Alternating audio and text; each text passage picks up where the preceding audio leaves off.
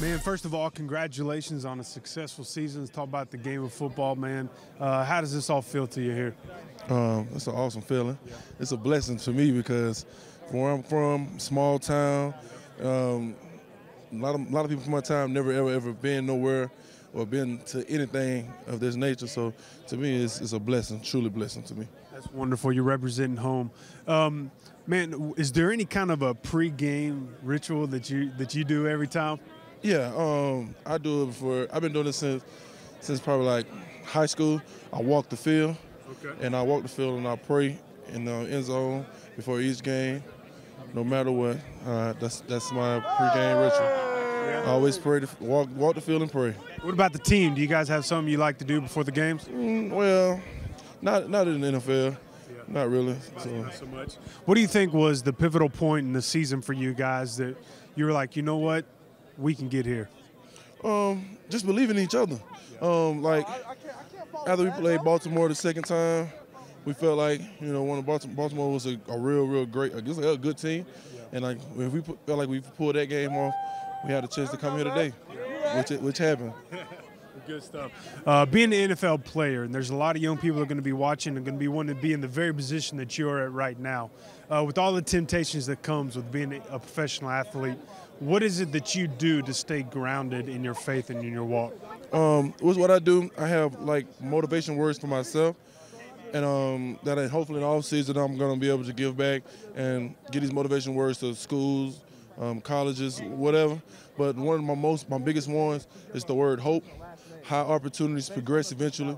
Each individual going to have an opportunity, and when the opportunity comes, you know it's going to progress and it's going to come eventually. So just don't never give up on your dream. Constantly hard work. Like I look at the word hard, how adversity, remember destiny. You know what I'm saying? Everybody going to be faced with adversity, but you got to remember your destiny or your goals or whatever you have set for yourself, that everything's going to come to pass and you're going to be okay. That's a good word, man. How important is right relationships? As you see here, we're a family, so we tell you guys every day, when you go out to practice, give it your all, because we'll count on you to help us get better.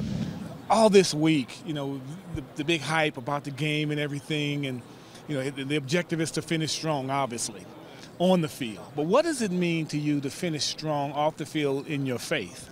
It means everything. It means finish what you started and have that Christ-like faith to know that even though you don't see it now, in the end, it's going to be good because you are with the Lord. That's good. Where did your journey start with the Lord? As far as I can remember, it came all the way back when I was a kid. My mom told me about the Bible, shared the Bible with me, and through trials and tribulations, it became live all the time, and so that's it's as far as I can remember. I've always known the Lord, so He's always been with me. You talk about tribulations, and I know you guys have had some adversity this year on the team, and how has your faith helped you? And give me some examples of when you've kind of gone through something, what you've gone through, and how your faith kind of helped sustain you through it. Well, through the good and the bad. Just like Paul, he knew how to be content when he had a lot and when he didn't have that much. So that's what we try to strive for, to always be thankful and always to be humble, even when we're exalted in some situations. So give me some of the men who've kind of spoken into your life on this process of faith. If you can give a shout out to some men who may be watching this, you want to think, pastor this person or the chaplain. Who are some men that kind of help you on your journey? I'd have to absolutely say Corin Anthony, the former chaplain for the Miami Dolphins, and he's been a huge influence in my life, as well as all the chaplains.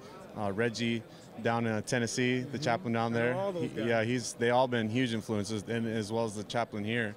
And without them, it's always just a little bit harder without them, and they make things easier to walk with you. And but all the churches I've ever been to, there's been some good people along the way, and I'm just fortunate and blessed to be here, and as well as the Blitz community that I'm a part of now. It's a high school ministry, and it's something that I'm growing in my faith too, just being a part of that. Give me a little about the Blitz community. What's that about? I'm actually kind of dove into the community in Pittsburg, and the Blitz is it's a high school ministry, and I'm one of the leaders in it. And some good kids. They've been teaching me more than I thought I went in to go help them and teach them, but they've been teaching me all along the way, so it's been cool. Where you and what age were you when you really realized that doing it my way is not the answer? I've got to do it his way. I was in college. Really, that's when I really found Christ, going to college and understanding the unselfish and love attitude that you have to have. I think it's still a growing process because as human nature, there is a selfish attitude. Being an athlete, you do have a selfish attitude because it's competitive all the time. So you have to kind of balance the two and understand to let everything down and just give it to God, put it on His plate. But in college, I learned it, and I continue to learn it each and every day.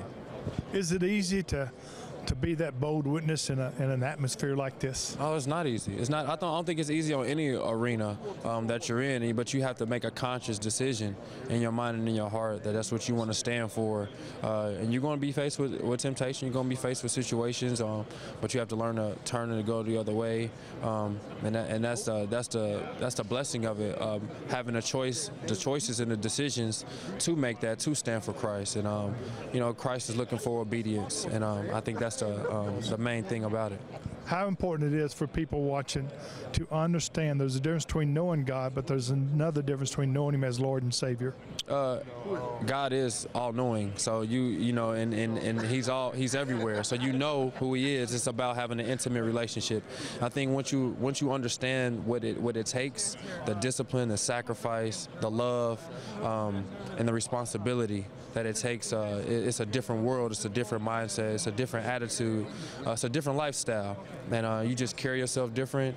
You live differently, and you respond to people differently, so they can see who Christ is. And I think that's the part of really knowing Christ and knowing who He is, knowing how He sacrificed his life for us and gave love for us.